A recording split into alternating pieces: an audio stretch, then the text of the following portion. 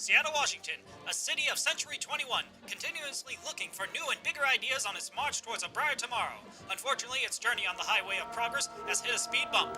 A bump which is a bag. A plastic grocery bag.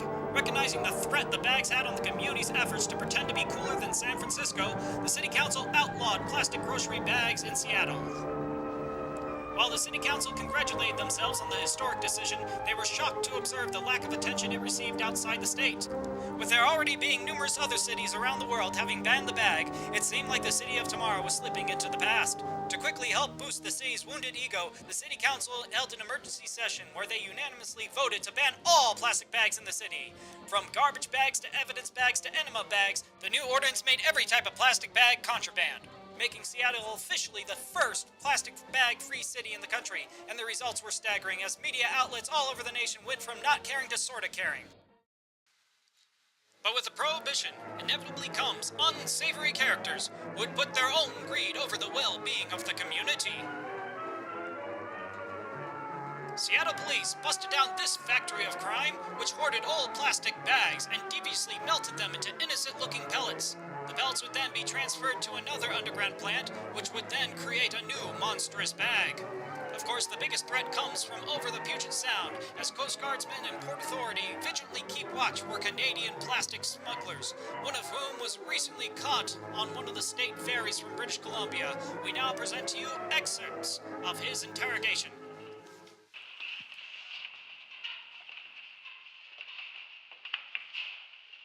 You see this badge?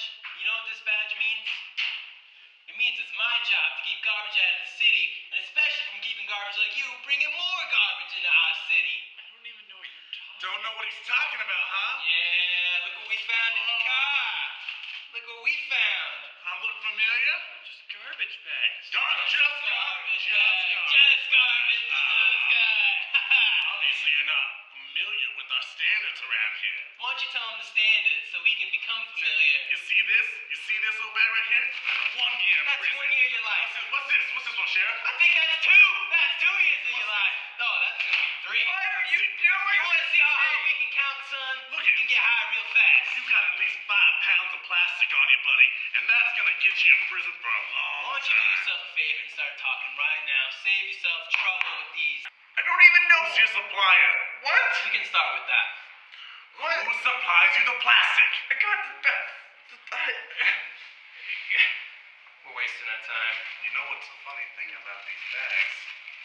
Not only do they bring a really illegal thing to our country, they can also clean up the garbage. That's right. They dispose of garbage, which is our job in a sense. And you know what you look like to me, Canada? Tell them. You look like garbage. You smell like You garbage. guys can't be serious. No. You pumped them up. You pumped them up. Fine police work like this can only happen with your help.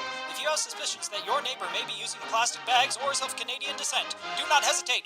Report them immediately. From the Bullion Lab, this has been a Newswatch exclusive.